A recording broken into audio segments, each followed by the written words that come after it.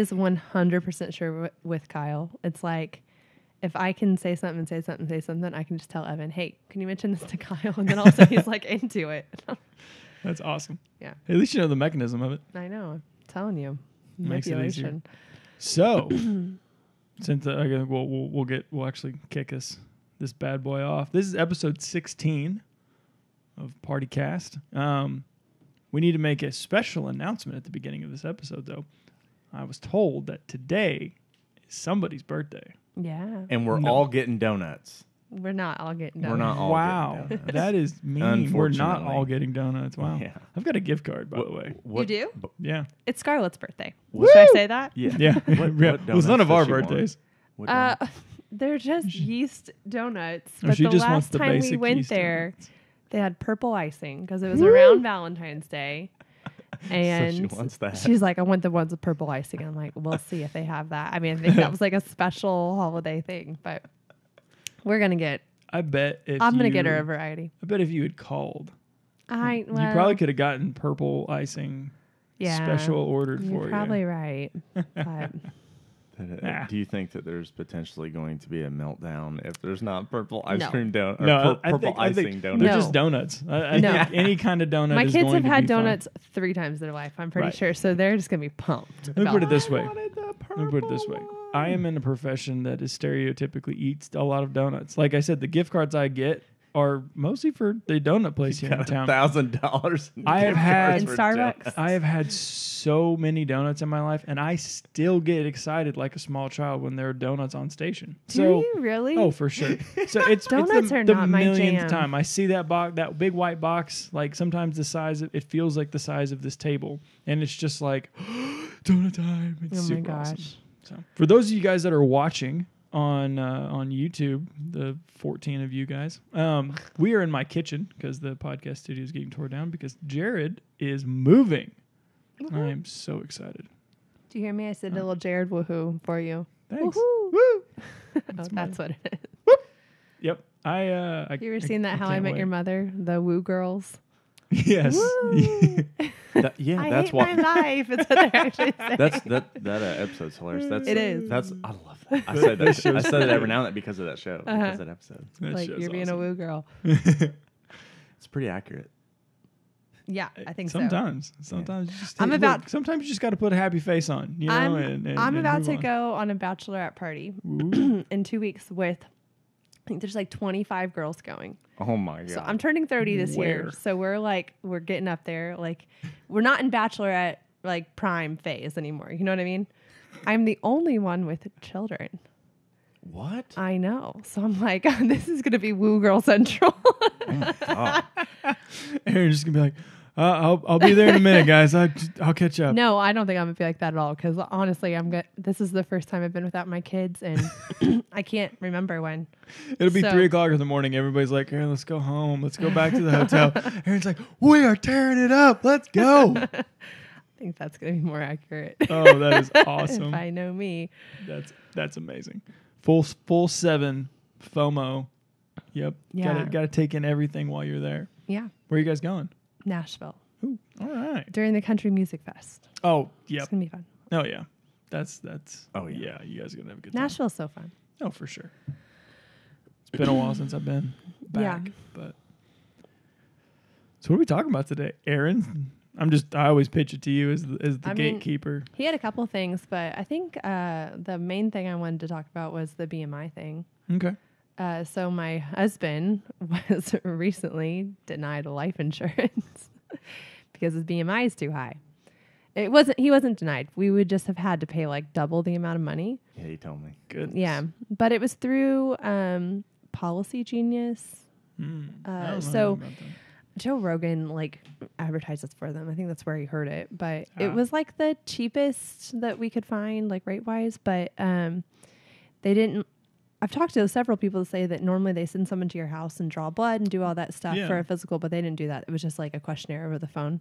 So they don't know what Kyle like looks like, but they know what he weighs. Right. And I know what his height is. yeah, and for people who don't know, he looks like a muscular big dude, and he is. But he also He's like a bigger Captain America. That is so funny because my real dad calls him Captain America, and I'm like, not at all. He's just He like doesn't look like him. taller. I don't know. He's 6'4" and he's like 260. Right. Yeah.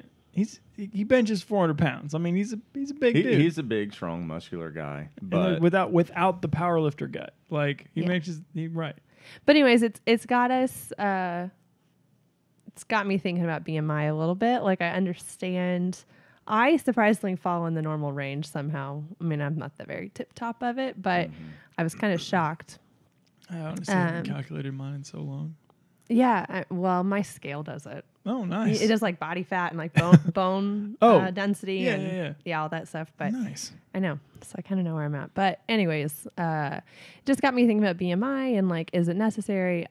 I think it is to a certain amount of people. Is it like, should you put all your eggs in that basket? I don't think so because I don't know. But on a side note, it's made him take a step back and be like, okay, do I really need to weigh this much?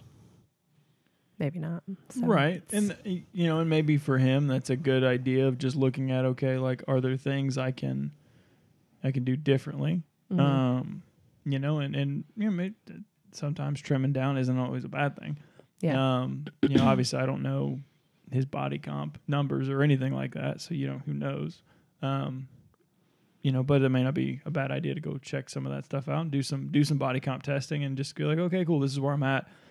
Can I fine tune, whatever my body fat percentage is and just trim that down a little bit and that, and that'll shave a little bit of weight without any real issue. Maybe have to mix in a little bit of cardio that I'm sure he does all the time. Has he ever what's actually the healthy weight for him?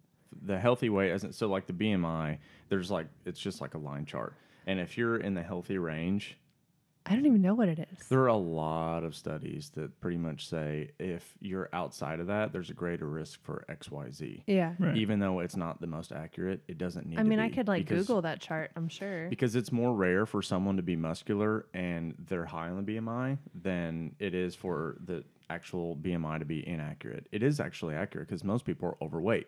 Right. So if you're outside when you look at the majority of people. Yes. If you're outside of the healthy range, it's because you're unhealthy. It's not because, I've got too much muscle. No, you don't. Right. Unless you were like that in high school. Then no, you don't. Sorry, I'm talking my thing. Let's see. My guess is it's like 245 or 250. What? That can't be right. What? It's saying for a 6'4" male, the healthy BMI is 150 That's definitely to 195. So Yikes. the overweight is yeah, the overweight is 200, and then the chart cuts off at 215. Is that right? No way. I haven't checked in a while, but I know. Let's try another one. Okay. Oh, this one's in Spanish. Not that I can't read numbers in Spanish, but am I taking this up too dead much time? airspace is going to be really good for people listening. Okay, this one is way more accurate. So it's saying 200 to 230. Okay. But no, I don't think he's never weighed. I think the least he's ever weighed since I've known him, so in his adult life, has been like 235. Mm-hmm. That's when he was doing CrossFit. And he actually felt really good then. Was he shredded? He looked really good. Yeah. I don't know. So if he went from now to 230 or 235 and he didn't lose muscle mass, because we've talked about the benefits of having muscle mass. Yes. Then he would have to, really cut essentially 20, 25 pounds of fat. Yeah. How long would it take to do that in a very healthy way? Yeah. Long time. Just to Not get in what the BMI says is a healthy range. Yeah. So he's a little bit of an outlier. I'm an outlier. You Right. probably are too. Well, so I had to go double check my weight because I wasn't 100% sure what it was. That's what you did. So I was just running in there to check really quick. Because like I said, I haven't calculated some of this in a while. I guessed on what my body weight was. But I'm at. So anything, for those of you guys that don't know, generally speaking, when you're calculating BMI, anything that's 30 or greater is going to be what they would consider obese. 25 to 29 is overweight. 18.5 to 24.9 is going to be in with the normal weight, and then underweight's obviously anything under 18. Now, for me, apparently, I am at 28.9, so I am on the high end of overweight. You're almost obese. Right. For someone, because I am right. Man, our country is screwed on BMI. 6'2". I'm 6'2", 225 or so. It just kind of depends on the day. 225. I fluctuate pretty regularly between 225 and 215, somewhere in that range. And so, as for somebody that's 6'2", that apparently, according to this normative chart, that's where they would rank me. Because even at 215, I was still in the overweight category. And I'm sure, Evan, you're in the overweight category. For somebody my height, since I was 15. Right. For somebody my height, I think the recommended weight was like 185, 195 or something like that. And like I've been 190 before, and I hated life. Like it was not an enjoyable weight for me to be at.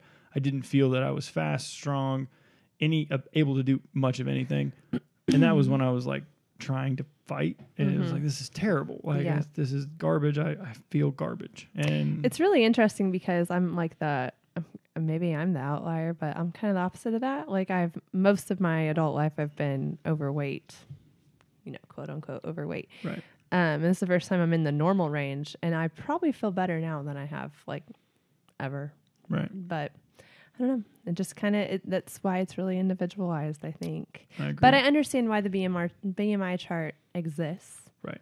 Because your average people who don't have a lot of muscle mass, it's kind of accurate. Right. And it was developed in general to look at a quick and easy way to roughly gauge someone's health, quote unquote health overall.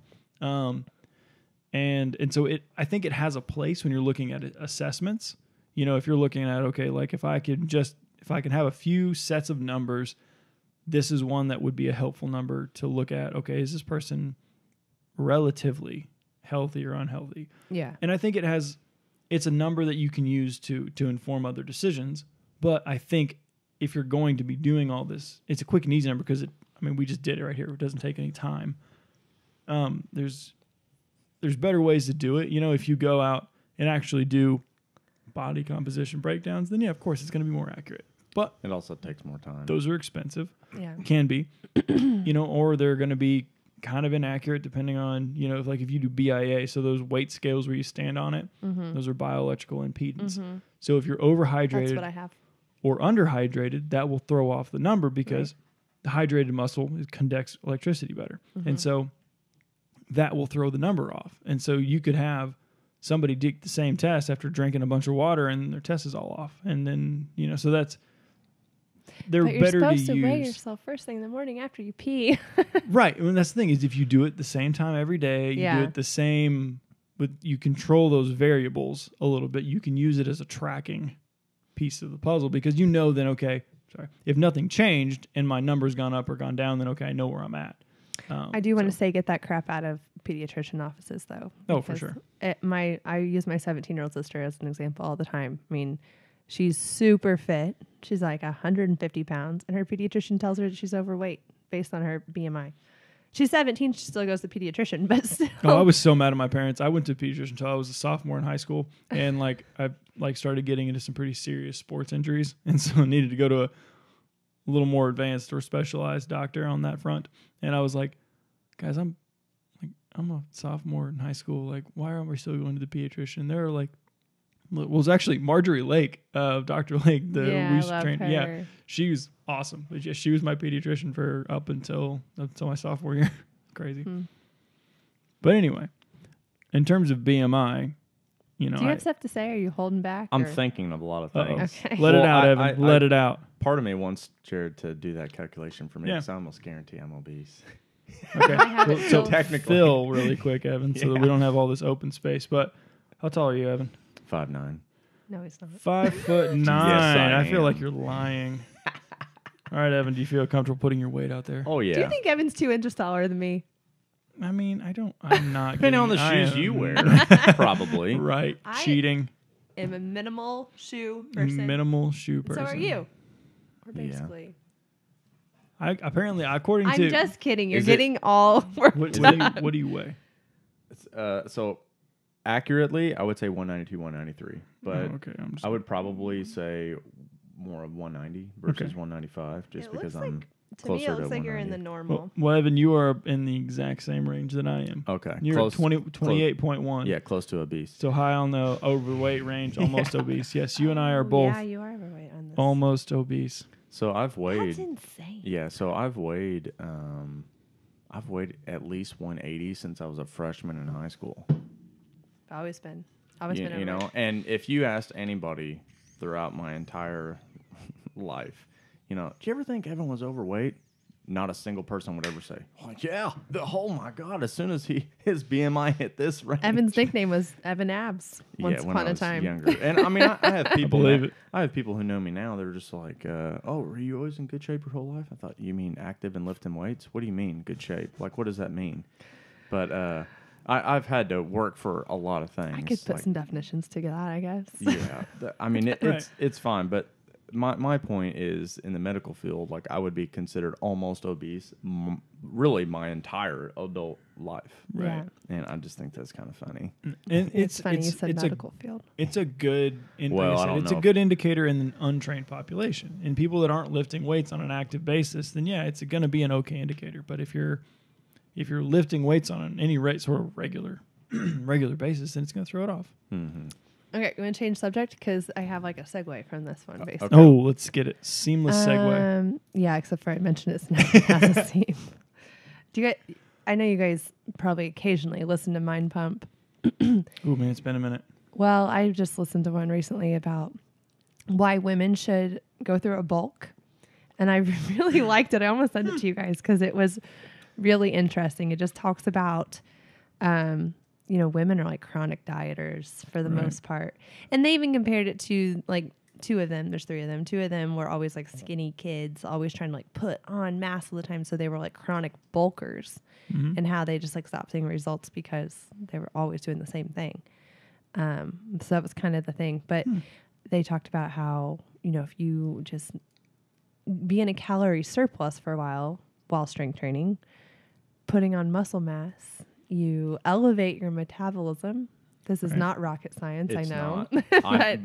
But it is at the same time too, like your normal Depending on BMI the chart. you know, the person. Facebook ad that you're looking at, Yeah, I mean, if you've been eating 1,200 calories for a long time because you're trying to like lose weight, like going through a bulk where you eat like 2,000 calories a day, Right. shocking. or more. Yeah, or more, and you're also lifting weights. You will put on muscle mass. Therefore, you will put on higher metabolism mass. Therefore, you will get in the overweight category of BMI chart. Apparently, right? But then if you like stay there for a while, your body, adapts to that, and then you can start making your cuts are more effective. Right, exactly, and that makes sense. Like if your body's not going to be, your body hasn't adapted to it, and you can do something, introduce a new stimulus, and your body will respond to that new stimulus. And I don't think it's anything that's, like you said, it's not rocket science, No, but it's something that a lot of people don't think about. but like let's just talk about your basic average woman trying to like be a smaller person. So you're A lesser person. Thank you for the correction. Cardio junkie and chronic dieter. So Right. Yo-yo dieting at best. yeah, well, you might be better off if you're yo-yo dieting. To be honest, I don't know, but you're constantly having to do more because your body adapts. Like that is what exercise is. You're asking your body to adapt, and kind of the point To is stress. to never adapt. But Right. for cardio, your body becomes really efficient with cardio. It's not, will drop muscle mass to make you Right. like a better, effective runner or whatever it is of choice. I think So you have to do more. right. And then same thing with calorie restriction. So you become adapted to that. So you have to do more. You can only do it so much, Right. I think I don't remember if I actually mentioned it or not on the last episode, but there's a guy that was looking at, and it's anthropologists. There's some anthropologists that were looking at like historically how our bodies have handled things and how we responded, in history. And more than not, like we are built to be distance runners and to carry things. So like when we're hunting animals, we would run them down just because we could run forever. We could just run for days. You could run an animal down because it would sprint. Some of us, easy. Well, no, like in our history and like beyond in the history of our existence as a species. You can adapt to be able to run a long time. Right. And that's kind of what we were built for. We were built for long distance running and carrying things. And so like tools and outsmarting the animal versus outclawing. And carrying the freaking animal back. And then you run all this mileage to wear the animal down, and then you got to carry it back. And so the thing is our bodies are built to handle that kind of stuff and respond really well. And so you get people that get really used to running a bunch of mileage because your body, like historically, if you believe that, our ancestral history bleeds into what we do today, we've been built and conditioned to be really good at a couple of things. And so you're going to be good at it. You're going to adapt to it. Your body's going to figure out. You might even say you've evolved to be good at that. Doing that while hungry. Yeah, exactly. Because the thing is that like that was your food. Like I gotta go find it. I gotta go run it down. And so I better be good at running because if I'm not good at running, I'm not gonna run my food down. We are built to be good at these things, and so like our bodies are going to quickly adapt to that amount of running. With the cardio stuff, I think that it is gained fairly quickly if you haven't been doing whatever that happens to be, whatever that task is. You're going to suck at it, but you're going to get quite a bit better really fast. And then depending on what level you are, I think that you can kind of lose that fairly fast. Like if you run for a few months and you stop running for a few months and then you start again, you're going to kind of feel like, oh, I'm not very good. But then you can gain it fairly quickly depending what the task is. Right. That's kind of what I think about cardio and strength training, maintenance and losing and stuff. It depends on the person. Right. I think that like with anything, like if you build it to a certain level, maintaining becomes a whole lot easier, And so like if I constructively or creatively build, cardio sets into my strength training, I'm able to maintain a cardio level that I wouldn't be able to maintain as easily if I was just running, in terms of like maintaining strength. So I guess it depends on what your focus is on. I think that understanding that the body can only like excel and grow at certain things at one period of time. I think that truly understanding that is almost a gift. Yeah. Because you can't get better at everything all the time. Yeah. It is. I want to get faster. I want to get stronger. I want to get shredded. I want to do everything. I want to put on mass simultaneously. Yeah, it's impossible. I mean, think about the way the child grows. If you want them to grow really fast, they're not going to be shredded. Or else that's called malnutrition. Right. Well, I mean, think about the way a child grows naturally. They kind of get like pudgy. And then all of a sudden they shoot up. Like, exactly when like a little boy is about to like have a growth spurt. He starts to get a little like fat. Well, the last time we were talking about programming, you mentioned something about you don't want to detrain in that area. And I thought, oh man, what are you willing to give up? Right. That's what I think about whenever people are training. And you're a little bit different. I know you're training very serious, but what are you willing to give up just because you can only maintain a certain amount. You can maintain almost everything and then grow in a few things, but man, you got to give something up eventually. Yeah, that's kind of what I was thinking when you were saying that. It's just like everyone has a level of GGP and then GPP. Yeah. But yeah. Physical preparedness, that's right. I mean, I train a lot of people that I have to just like constantly like encourage and re-educate, like, hey, don't be so hard on yourself about this thing. Like you're going to be like normal for a bit, but remember where you were like 6 months ago or a year ago or 2 years ago or 5 years ago when you did nothing. Yeah.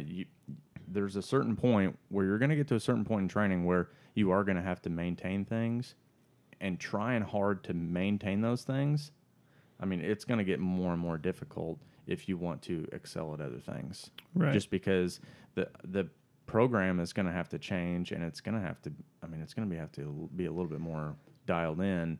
Even then, you're probably going to detrain or lose some qualities. And see, I like really, for my own personal training at least, and I, the people that I've worked with tend to enjoy the same kind of thing. But like, I really enjoy being a generalist. Yeah. And so like that's kind of nice because I'm not needing to focus solely on any particular quality because I don't need any particular quality to be like better than another. I kind of need all the qualities that I'm training to be about even because I need to be equally good at a number of things because I don't know what I'm going to run into on any given day. I kind of want to Go ahead. clarify Sorry. what we're talking about when it comes to quality. It's like we're talking about you can't like be a runner, like I want to trail Right. run this summer, but I also don't want to lose any weight on like my deadlift. Like that, Right. you really can't. You Right. just- So when we talk about qualities, we're talking about like strength, cardio, explosiveness, even mobility to a right. certain point, you get super Mobility, strong. I right. mean, your mobility's going to kind of go down. Yeah. You have to. And the better you get at all of those things, the more time and effort it takes to maintain that kind of even platform before. And that's what we talk about whenever we talk about like any level of competition is not healthy because you are stressing your body extremely in one area. And so like you look at an NFL athlete, they're putting everything they got into what it takes to be good at that sport. Mm-hmm. And most of those guys don't last very long at that particular gear because they're not training all the qualities. They're just training whatever's perfect and specific for the goal that they're trying to achieve. And then when they get out of it, usually they completely abandon that particular style of training and do other things so that they can be well-rounded and healthy. Yeah. That's kind of like, when you have a athlete like that you're training, like if they're in season, you don't want to take away from their sport by like burying them in the gym. It's Right. They can't be good at everything, so Right. they need to be good at that one thing right now. And most of those guys need to maintain strength and cut the volume because they're getting a load of volume because they're working out. They're doing practice or playing games. Like they're doing all kinds of crazy volume, but they're not doing a ton of strength work. Okay, let's maintain their strength. Let's do some singles. You maybe do concentric only so they don't get the eccentric overload, and completely cut out any kind of volume work because they're getting a boatload of volume everywhere else. I love the idea of qualities, and someone playing volleyball is a really good example to pick on. If someone says, well, she needs to be more, athletic, or she needs to be able to jump better.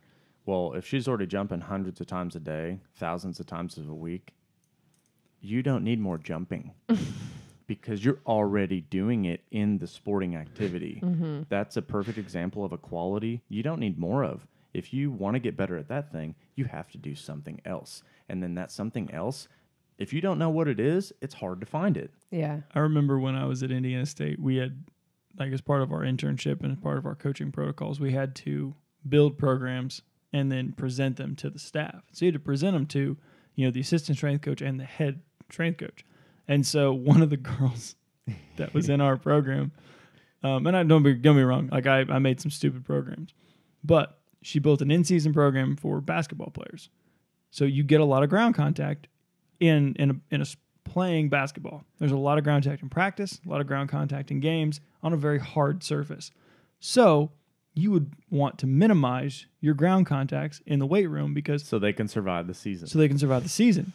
This girl had every workout had, I think, 3 to 5 minutes of jump rope as a warm-up. Oh, wow. And I'm going, no, what are we doing? And literally the head strength coach just goes, so you want to blow ACLs this year, don't you? That's what your goal is for your athletes? And she goes, because we're all sitting there. We the had to head basketball coach said that though. No, the head strength coach. Okay. Because I we're was all to say that's a really smart basketball coach. they're all made up programs, and literally you have to stand there in front of all the other interns, all the other strength coaches, and just get picked apart. Right, exactly. And it was a really terrifying thing to do, but it was really good for all of us because it's like, oh, you got to see, hey, in a loving way, that's not a good idea. Let us explain to you why it's not a good idea and how you need to fix it. And I think that that's a really positive thing to do. And that's part of the reason why, like, I think Evan got annoyed with it maybe early on, but like I would always give my programs to Evan, be like, hey, what do you think of these things? And until I figured out to ask more specific questions, like, oh, it looks good. Well, that's not helpful, Evan. I want you to pick it apart. I want you to tear it down. I want you to destroy it. Let me know what I did wrong. But I figured it out later on. I kind of wanted to hit on the women bulking just for a minute. So I think that women going on a bulk, that word bulk is probably terrifying. So scary. No way. That means I'm going to get like too big. I can't fit in my clothes or whatever. I think that if you go on an appropriate bulk, you're doing everything that you should actually be doing to, I think, balance like weight training and nutrition and life. Should we give like a bodybuilding clarification between a bulk and a cut? Like those are the two things. Yeah, we're using those in in generally in the bodybuilding, I guess, Yeah. world. But So So go ahead. if weight training, sleep, everything else is like constant and remains the same, and you eat more food, you'll tend to gain weight, hopefully muscle mass. Yeah. If you're doing everything else right, unless you're psychologically not fit, then you're going to have a lot of issues. Because if you gain 5 to 10 pounds and you look at the weight on the scale, it's like, look, you got to chill out. You have to chill out, or you need to go to the couch and think about things for a while. Okay, we're in a surplus. So if weight training, all the stresses in your life are all normal, and you eat more food, you'll tend to gain a little bit of weight, which is fine. usually in the form of muscle mass. Yeah. Yes, if everything else is the same, and then you eat a little less food, ideally in a perfect world, you'll tend to lose fat. It is that it's hard. It seems so simple, but it's so hard for people to like stay the course. Trust. Stay the course. Yeah. Stay the course. I mean, And- honestly, the ultimate goal when you're bulking is like your weight not change and just your body fat changes, you know? Yes. Goes down. Well, what I wanted to kind of poke fun at, if you see something in the store or you see something on Facebook, it's an ad and it's trying to sell you things. It's not trying to educate you. Yeah. You have to talk to real people or read articles from people that are not trying to sell things. Then you're going to learn. If you just look at, like, this is one cool trick or one blah, blah, blah, it's trying to sell you on something. And if you buying that one thing makes, like your habits a little bit cleaner and a little bit better, then it worked. Who cares why? Who cares? It worked. But I think that the women going on a bulk, if you did everything, like, look, I'm taking all these things, all these decision making, like I'm taking all that stuff away, and you're going to do A, B, and C. I think a lot of women would be a lot happier. Really, I think they would. So I'm going to use. I'm not going to name this individual, but like, so somebody that's in my life, that I've had a decent conversations with some of these things about, like they were very much a constant cardio person. I'm going to be vegan for X, Y, and Z reasons. And I got a Snapchat from them the other day of them in Kroger because meat was on sale or whatever. And it was like a sleeve of steaks. And they were like, this is the greatest thing I've ever seen.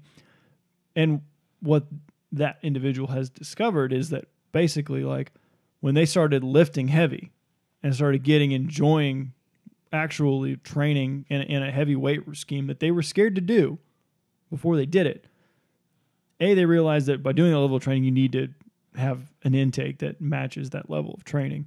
And so they did. And then they saw, that they were feeling better.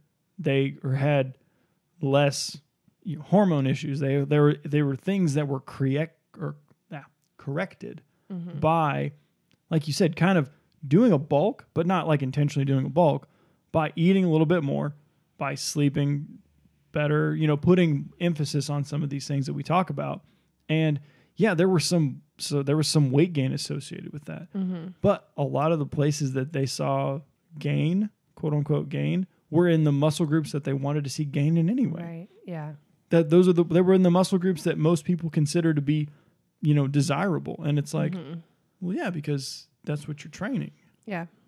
I use myself as an example all the time, but like sometimes I eat like you wouldn't believe how much food and alcohol I can eat in one day.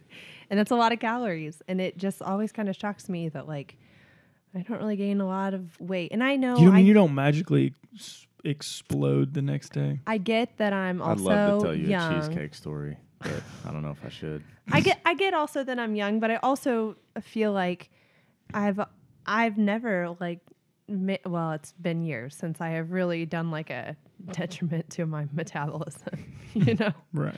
So I feel like I'm in a good place where I do a pretty good job most of the time, but I can get away with, not doing a good job every now and then. Yeah. Right. And like I said, I'm younger than most of my clients, so that's probably what they would say to me. But yes, of course. I hear it all the time. But also I've put more time into doing it the right way than they have. Most of them. Most of them, for Most sure. of them. Yeah, I don't for want to sure. overgeneralize. Well, but most of the time, the conventional wisdom has been eat less and do just endless cardio. Like that was always the whatever anybody wanted to suggest. And for women specifically, Like, I think it's something that's been awesome to see in, as kind of an evolving movement. More and more people are getting involved. More and more women are getting involved in lifting. And more women are realizing that I can ditch the pink 4-pound, 2-pound, dumbbells, and I can actually grab a barbell with some weight on it and do some really cool stuff and have the body changes that I want happen because of the movements that I'm doing now. And it feels really good when you can say, oh my gosh, I'm eating more. I'm not doing any cardio and things are... I'm actually trimming down. Yeah. It's like, what? And the scale's not moving, but are you okay with that, Right. And the thing, and we talked about that a little bit last episode of just talking about like the scale is literally just a number. It's not a determining factor. It's not a what's the word I'm looking for? It's not a... Unless you're trying to improve your insurance. Apparently, right. Like, but it's Right, not an back to indicator. that. It's not an indicator of health. It's just a number. Drink out of my loud water. And so if you're trimming down, Evan and I talk about this a lot with like, are your clothes fitting differently? Do you feel better even just moving? Like, do you look better a little bit? I have a client in the afternoon. I don't. Can I mention her name? I don't think she cares. I mean, if they don't care, then it's up to them. Amanda Cook, but she started coming in. I think it's been a year now. Shout out to Amanda if you're listening. Yeah, I think it was the end of the summer, so not quite a year. But anyways, I was looking back through like pictures or something, and I mentioned to her in the gym, I was like, I just came across like a picture of you like in the gym, and I said, you look totally different. Like your body has changed so much. And she was like, thank you so much. She was like, I should have taken pictures, because she said my clothes fit so much better, and she goes, I can do things now that I have never been able to do, or I used to get tired doing. But she's like, the scale hasn't moved. She's like, I'm okay with that. I really am. She's like, I'm 35 and I'm okay with that. But it was just kind of cool to see, because I mean, it really kind of surprised me. She says all the time how much like this is making her life easier. But that's awesome. Yeah, and she's got like 4 little girls, so she's probably doing a lot of things for them all the time. But and that's cool. That is the mentality. If I could change if I could change a misconception, like that would be the one that I would want to change the fastest, is this idea that like we have this unhealthy relationship with the number on the scale, when that is not, like I said, it's not an indicator of health. And there are so many other things like, oh, I can do things that I haven't been able to do before. Like that's adding value to your life. The number on the scale is not adding any level of value to your life. You're adding value to your life by being able to do things you couldn't do before, feeling better about yourself and feeling better in general than you've ever felt before. And it's like, those are so, like, it's such an awesome achievement to get to that point, to think that like, oh, I was caught up over this number that in the grand scheme of things is irrelevant. Just don't tell people if you're so embarrassed by it. Who cares? You know what I mean? It's a number. Like, everybody's got a number. Here's an idea. Sorry. You stop judging other people for that number, and maybe you won't feel so judged. Well, the thing is that so many people feel bad about themselves, and so they want to find, oh, well, you weigh. Shut up. Go away. Get out of here. Get out of here with that garbage. Get out of that negative mentality. I don't want to cuss, but I'm sorry. I'm getting fired up over here. Evan, go ahead. Sorry. I kind of want to tell that. So this past weekend, I had 2 brownies. Okay. My family, two women in my family were looking at me like, oh my God, I can't believe you're doing that. I'm going to tell all your clients. I thought. Really? Yeah. They were kind of joking around, but they couldn't believe that I eat. You ate cheesecake with me on Saturday. Yeah. So, and brownies. You stop. I know. Evan, I had ice cream earlier today. This is my evening time for those that care. Hey, now. Don't. Well, so my point, I've had, I think, cheesecake for the last 4 days straight or 3 days straight. And I've had brownies this weekend and stuff like that. And I normally, actually, it's not normal. I haven't eaten like that, like multiple days in a row. Right. Outside of even like a weekend, Tuesday, like doesn't matter. I don't really eat like that very often. And I swear, I thought, oh man, I'm probably gonna gain like I don't know, 3 or 4 pounds, because I'm not gonna gain 5 pounds in a day. I'm just not going to. I've been checking the scale, and it's kind of funny, but like I've been trying to like increase like muscle mass while trying to stay fairly lean for a long time now. So I've been a little bit more aware of the scale. That being said, I still only weigh myself like maybe every 3 or so days. the other day. I looked at the scale. I weighed less. Nice. But what's funny is if anyone ever says like, "Oh, it's because you're young," or "Oh, because of this," I'm like, if you looked at what I did, like leading up to the 3 or 4 days straight of cheesecake, I'm like, that I've been dialing it in until like that point, and then I'm like a little bit relaxed. I feel like I've earned it a little bit, and it's not a cheat day, and it's not a cheat meal. I'm considering the entire day and the entire week, and it's a little bit different way of thinking, but I don't feel bad about it. And I looked at the scale and I just laughed. I thought, this is amazing. It goes because I didn't see a number that I thought I was going to see. Right. So I just laughed. I thought, this is amazing. I can't wait to tell Aaron. I love it. Awesome. It goes back to discipline equals freedom. Like you. Oh no, I like that. Do you? But like if Don't you earn your meals. No, not earning your meals, but I like think the idea. he's trying to say something else. The idea of like that, I eat healthy. I eat well.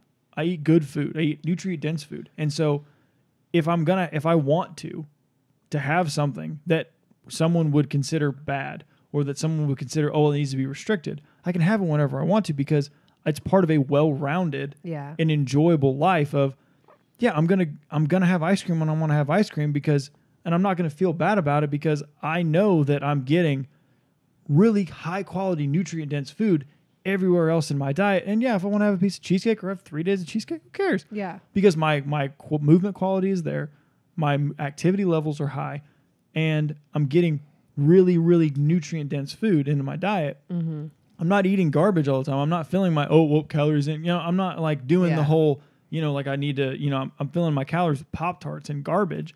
Like I'm actually putting quality food in my body. And so like it doesn't need to be this mental stress.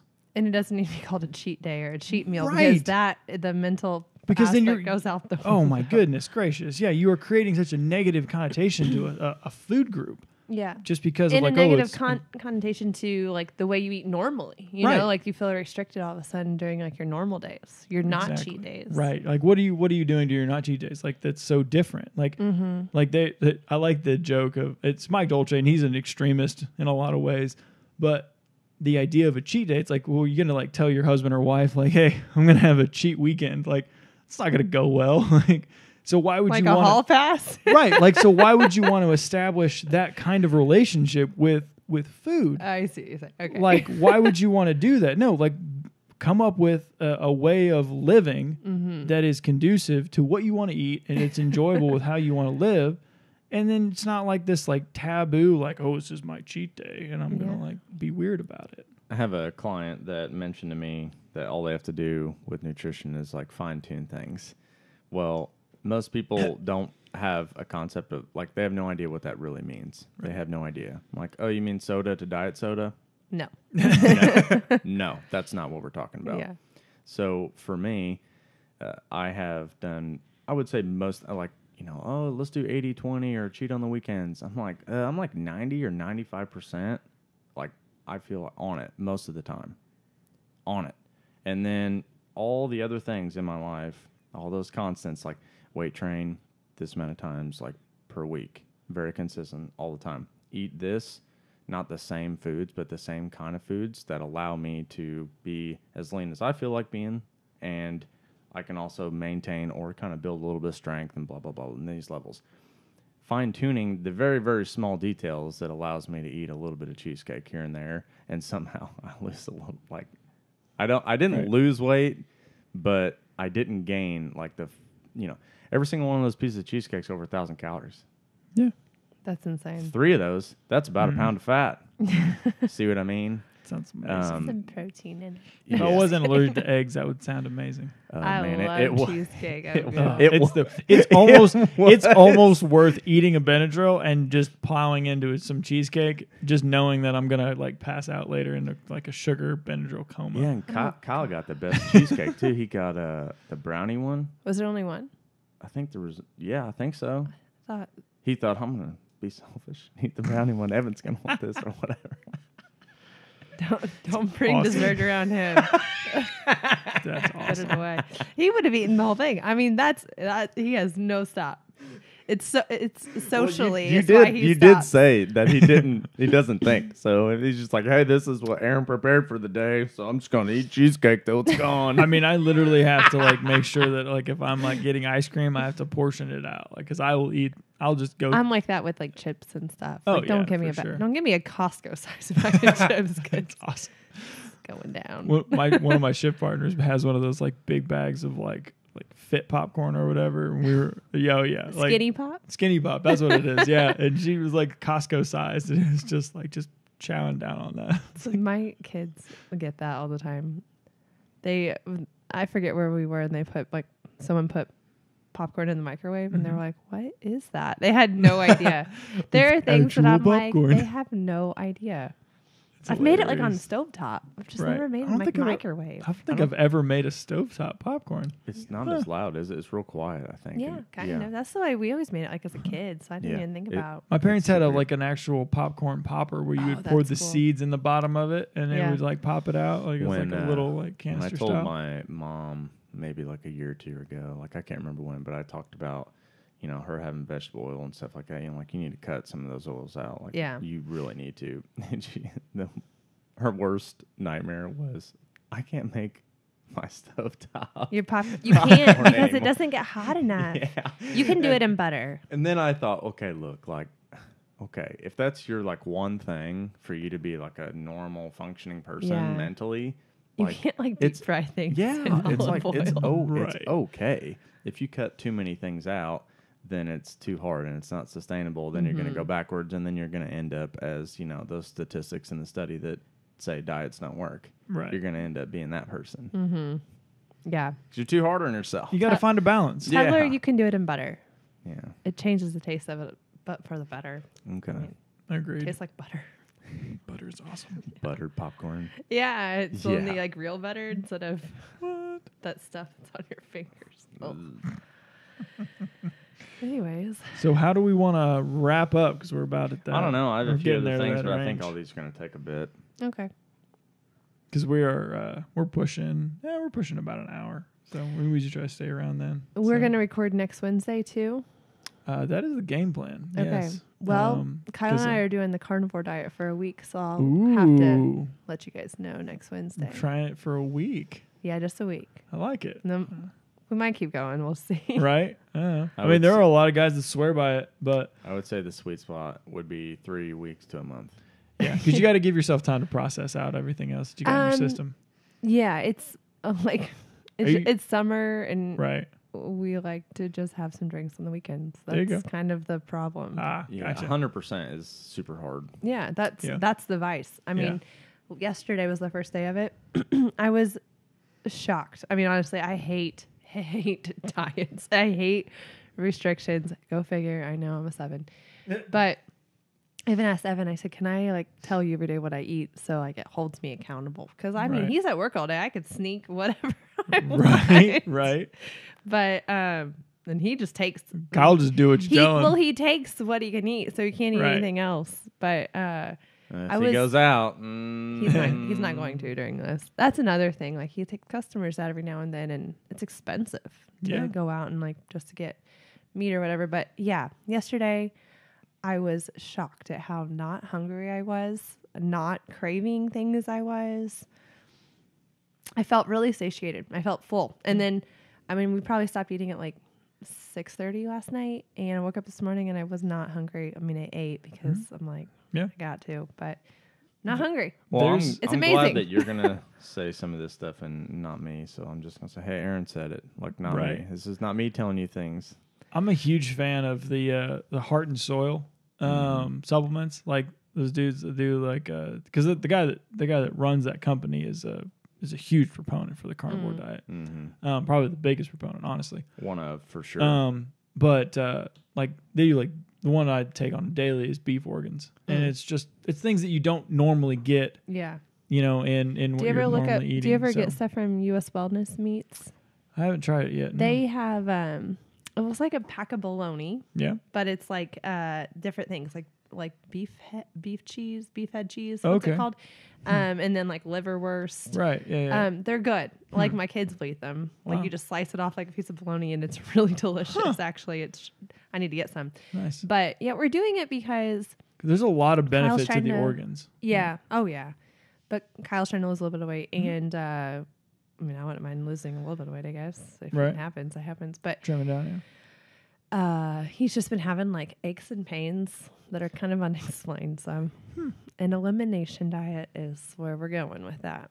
Right. So we'll see what happens. And to that point, like for those of you guys that are thinking about some of this stuff, because obviously we talk a lot about not doing elimination diets a lot of times. When you have... Don't make it a lifestyle. Right, don't make it a lifestyle. But like that is the point. Right. Yeah. When you've done some of this stuff for a while, you can kind of sit there and go, okay, if I'm trying to find a specific issue, a solution for a specific issue. Fine tuning. Right, exactly. You can fine tune because you're not just willy-nilly jumping 3 weeks at a time from a program to a program or from diet to diet. You've taken a long-term approach to something. You know that, okay, I'm trying to dial in my sleep. I'm trying to dial in my stress management. I'm trying to dial in my, my weight training. And okay, this is one other area where I'm going to try to do a little fine tuning. I'm going to change a few variables and see what happens. And then I know, okay, this variable changed and this was the outcome of that change. I now know that variable is something that either positively or negatively affected the outcome that I'm trying to achieve. Right. And that's what you do when you have a healthy relationship, though, with food, sleep, lifting, and all of those things. You're not just throwing yourself to the wind, just willy-nilly, just doing whatever happens. Mm-hmm. Awareness. I agree. Being mindful and being actually having like a connection to what you're doing and actually having a purpose behind it. Also, sometimes having a reason for what you're eating. Why are you eating that? I don't know. Just thinking about that, just literally thinking about why am I eating this and what is this going to do for my body? Is it good for me or is it for fun? And that's usually okay. Eating it because it's about to go bad. And that's okay. But just simply thinking about it sometimes informs a decision, can sometimes change the decision. Yeah. Yep. So, all right. Well, gotta go get donuts for the kid. It's donut time.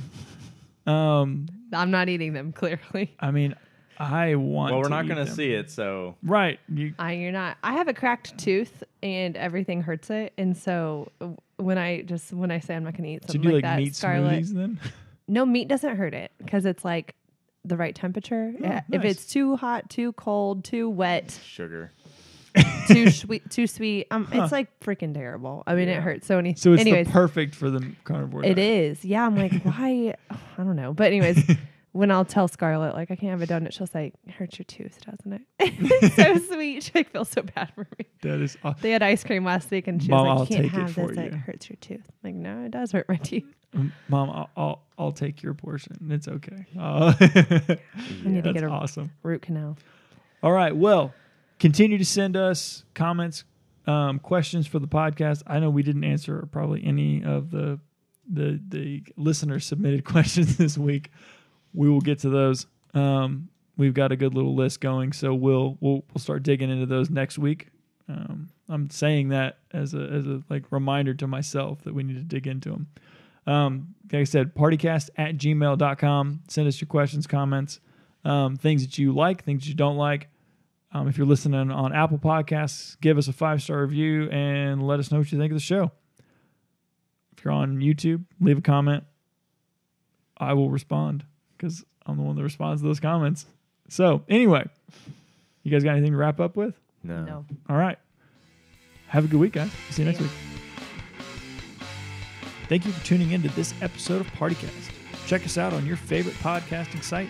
And remember, each episode is also available on YouTube. Thank you for joining us on this adventure, and we will see you next time.